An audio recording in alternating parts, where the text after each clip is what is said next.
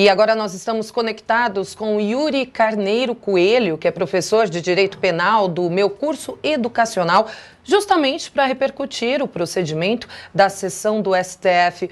Olá, professor, boa tarde para o senhor, obrigada por nos atender. Boa tarde a todos os ouvintes da Jovem Pan. Um grande prazer estar com vocês. Prazer é todo nosso. Ontem, o Supremo decidiu por 9 votos a 2 que cabe ao plenário decidir sobre este caso. Professor, qual que é a diferença entre uma decisão do plenário e de uma das turmas? É que a decisão das turmas, na realidade, qualquer uma das duas turmas, desta decisão cabe o recurso para o plenário.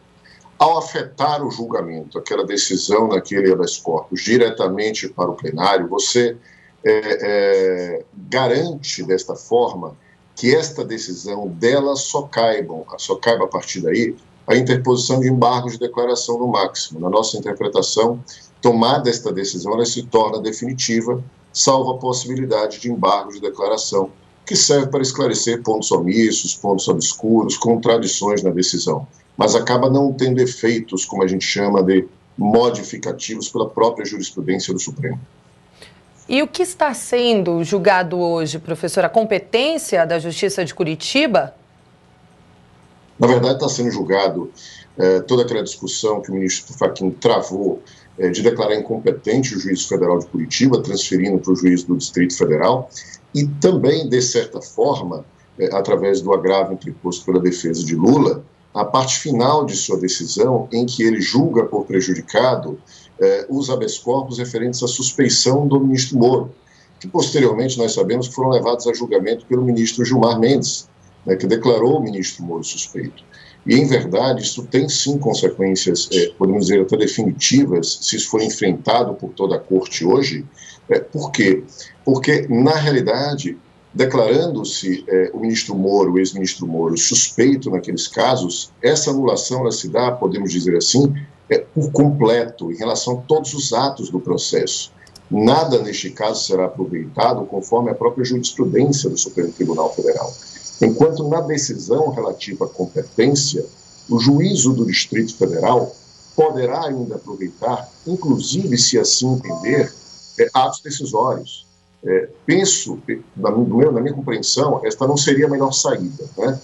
A melhor saída é o aproveitamento de alguns atos instrutórios no máximo, e se refazendo todo o processo, se levando toda a instrução de novo a cabo, com direito ao contraditório, para defesa, devido ao processo legal. Mas é possível, existe precedente na Suprema Corte, no nosso Supremo Tribunal Federal, de avaliação no caso concreto para possível aproveitabilidade, inclusive, de atos decisórios, fazendo com que nós tenhamos, portanto, um processo mais adiantado. E isto gera reflexo, sim, na inelegibilidade do ex-presidente Lula, né? Possível andamento em primeiro grau deste processo de maneira mais rápida. Isso pode, eventualmente, com julgamento em primeiro grau e em segundo grau lá na frente, gerar sua inelegibilidade. É sobre isso mesmo que eu gostaria de perguntar para os senhores. Se eles mantiverem a decisão de Fachin, então Lula permanece elegível? Permanece elegível, porquanto que ele só se tornaria inelegível a partir da decisão condenatória em segundo grau, justamente pela lei da ficha limpa, né, com reflexo da lei da ficha limpa, o que faz com que essa decisão de hoje seja fundamental, podemos dizer, para o embate político, né, embate aí dos interesses do presidente Lula e de seus eventuais adversários, né, conforme já se tem avizinhado por aí.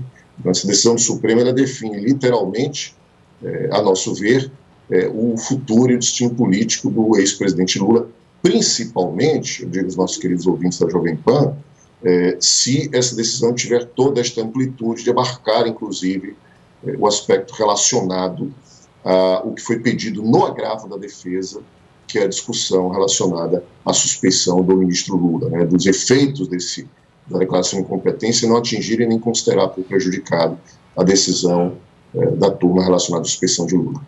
Agora, professora, a sessão foi suspensa temporariamente, o intervalo, né? Fachin já deu o seu voto. Será que termina ainda hoje? Essa decisão sai ainda hoje? Eu acredito que sim. Eu acredito que a decisão sai ainda hoje. Tem sido uma tradição, podemos apontar assim, na corte, na medida em que você inicia o julgamento, de fato, né, tão controverso, com um posicionamento, podemos dizer assim, já razoavelmente sedimentado ali nas turmas. Os ministros, eles não têm dúvida quanto a este ponto, eles estão com seus votos bem construídos, eu tenho certeza disso, e eu acredito sim numa possibilidade da decisão ser finalizada hoje. É possível que ela seja adiada? Sim, nós não podemos afirmar de plano, porque não sabemos as intercorrências no julgamento. Mas diante da gravidade do caso, da situação de repercussão nacional do caso, eu acredito que seja bom para o próprio Supremo que ele tome logo uma decisão definitiva. Isso é muito ruim para o Supremo, o prolongamento, digamos assim, de sua decisão final quanto a esse caso. E se caso derrubarem a decisão, mesmo com a suspeição do ex-juiz Sérgio Moro, professor, Lula volta a ser ficha suja? O que acontece?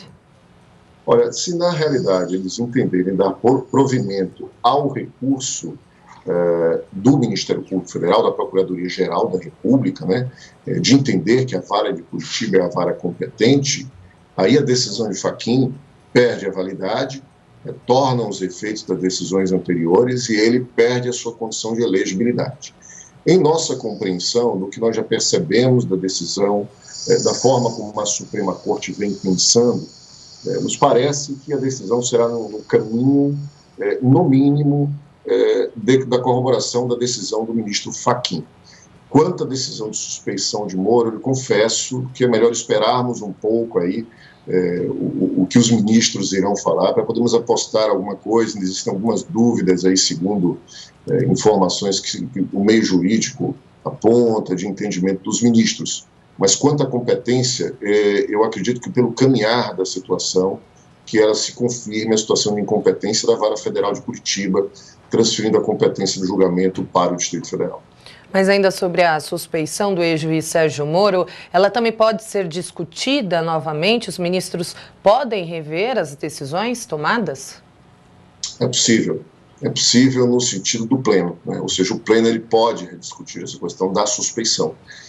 Como ele disse, no agravo regimental, foi pedido literalmente pela defesa que a parte final da decisão de Fachin não fosse dado provimento à parte final. Eles corroboraram com a primeira parte, a declaração de incompetência, e a defesa de Lula disse que, olha, em relação a considerar prejudicados os recursos relativos, ou seja, a matéria relativa à discussão da suspeição, travada em habeas corpus, que estaria na relatoria do ministro Gilmar Mendes, entendemos que esta parte deve ser dada como improvida.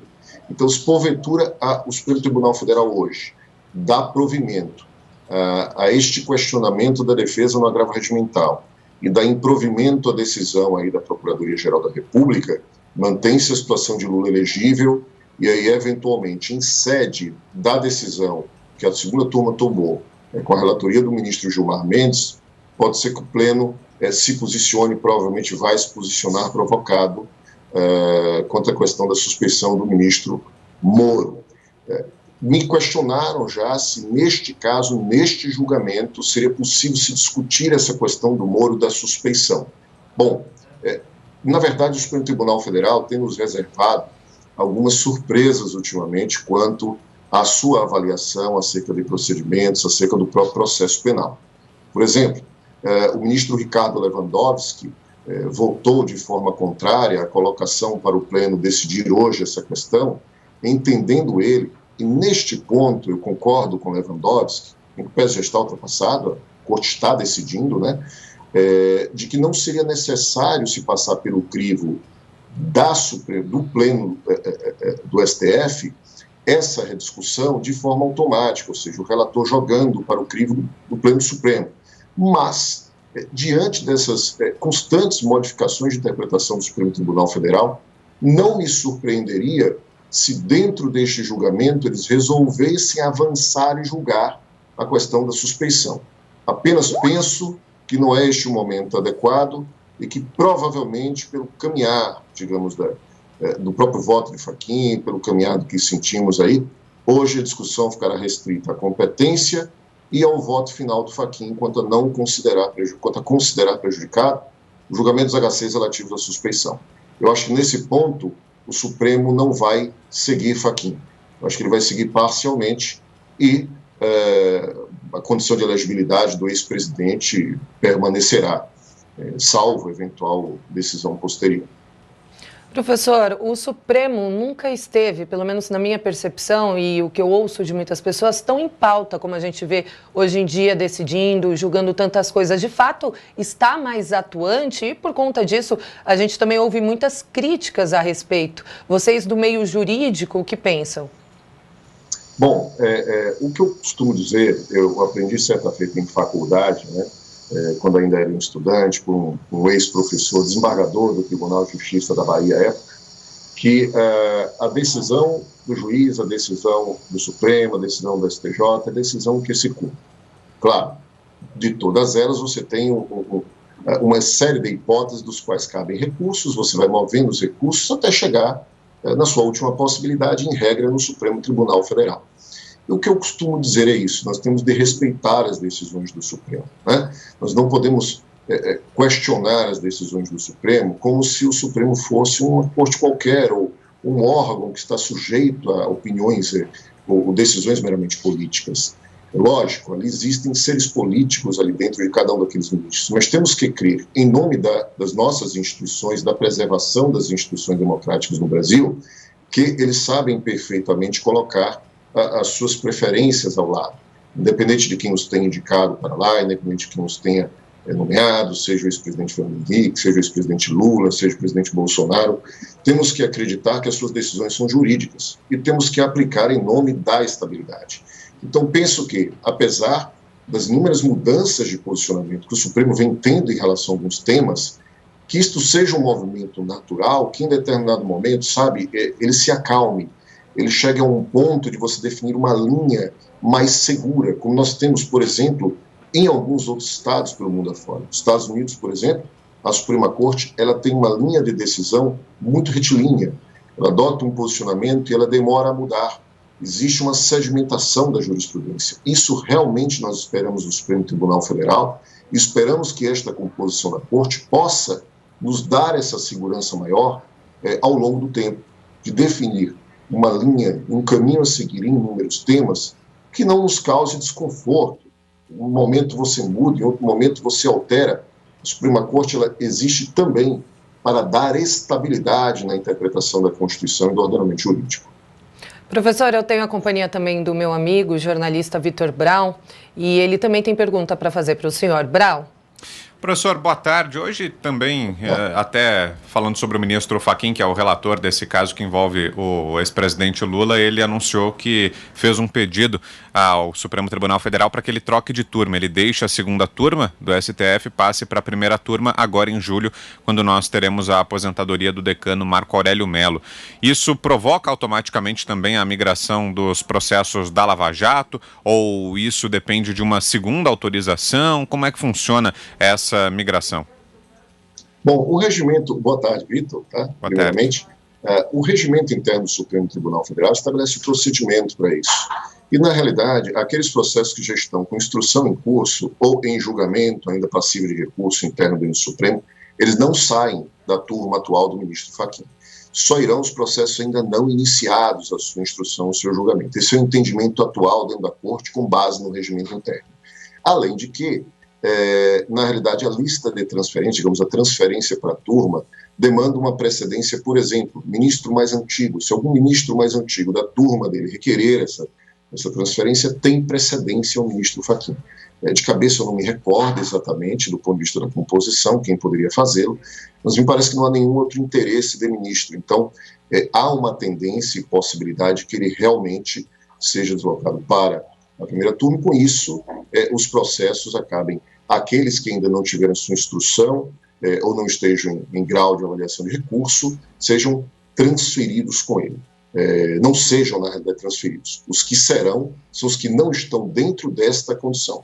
Isso por quê? Para garantir uma certa estabilidade, para evitar que, por conta de mudanças de posicionamento nas turmas, o ministro resolva sair de uma turma para outra, levando consigo todos os seus processos para, eventualmente, conseguir uma decisão mais favorável na outra turma. Esse mecanismo interno do regimento do Supremo serve, de certa maneira, para bloquear esta finalidade. Não que esta seja, eu não diria isso, a finalidade do ministro Fachin, mas existe esse mecanismo técnico lá normativo para ajudar a evitar e proibir e diminuir essa possibilidade. Conversamos com o professor de Direito Penal, Yuri Carneiro Coelho. Obrigada, professor. Tenha uma excelente tarde. Eu agradeço a vocês, agradeço ao público da Jovem Pan e estou sempre à disposição de vocês para qualquer esclarecimento.